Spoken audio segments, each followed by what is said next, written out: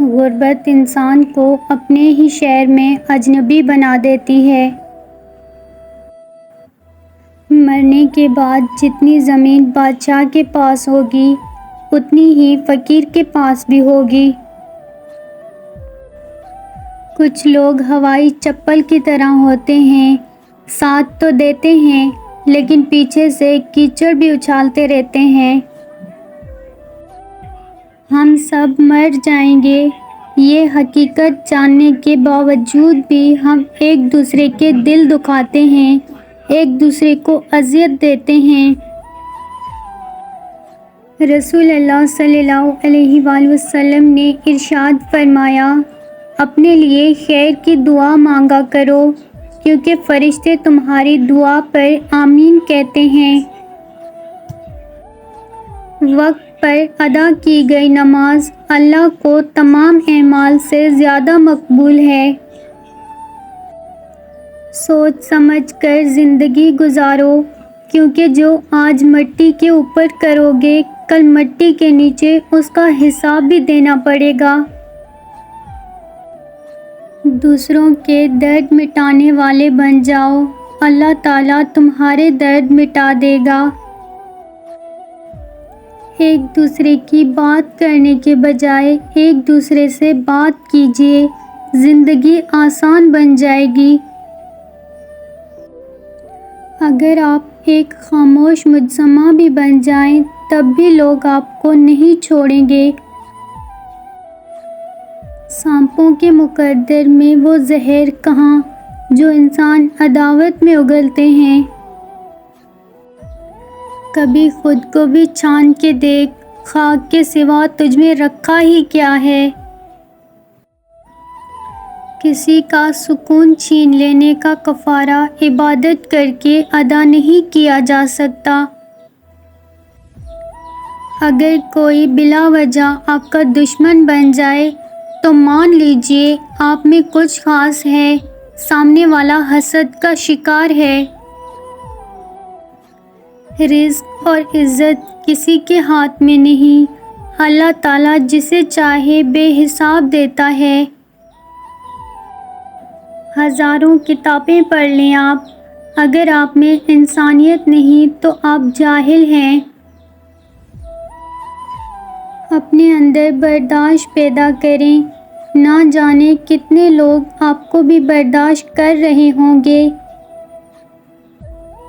خالی جیب میں نہ دوستی ٹکتی ہے نہ محبت۔ کوئی نہیں دیکھتا کہ آپ کسی کے لیے کتنا کرتے ہیں، صرف وہی دیکھتے ہیں جو آپ نہیں کرتے ہیں۔ حضرت علی رضی اللہ تعالیٰ عنہ نے فرمایا، مشکلات ہمیشہ بہترین لوگوں کے حصے میں آتی ہیں کیونکہ وہ اس کو بہترین طریقے سے انجام دینے کی صلاحیت رکھتے ہیں۔ ہم ایسے دور میں ہیں کہ جہاں پتہ ہی نہیں چلتا پہلو میں بیٹھا شخص دوست ہے یا سانپ۔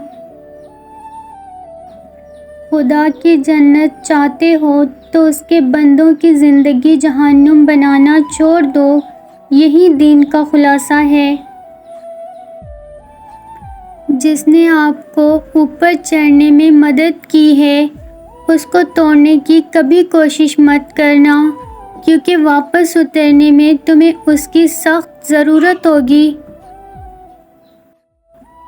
جنگ لڑنا ہی پڑتی ہے، اپنے زور بازو پر، زندگی کے میدان میں معجزے نہیں ہوتے۔ اگر غریب فاقے سے مر رہا ہو تو امیر یقیناً بدہضمی سے مرے گا۔ حضرت علی رضی اللہ تعالیٰ عنہ نے فرمایا، کبھی اپنے دوست کی سچائی کا امتحان نہ لو، کیا پتہ اس وقت وہ مجبور ہو اور تم غلط فہمی میں ایک اچھا دوست کھو بیٹھو۔ اگر تم سچ میں کسی کی مدد کرنا چاہتے ہو تو اس کو مچھلی دینے کے بجائے مچھلی پکڑنا سکھا دو۔ کس قدر طاقتور ہوتا ہے وہ شخص جس کے خلاف ایک دوسرے سے نفرت کرنے والے اکٹھے ہو جائیں۔ بہن بھائیوں کا حق کھا کر کتے بلی اور پرندوں کو دانہ ڈالنے سے معافی نہیں ملے گی۔ جس پانی کو ہم بے دردی سے خرچ کرتے ہیں وہ کسی کے لیے زندگی اور موت کا مسئلہ ہے۔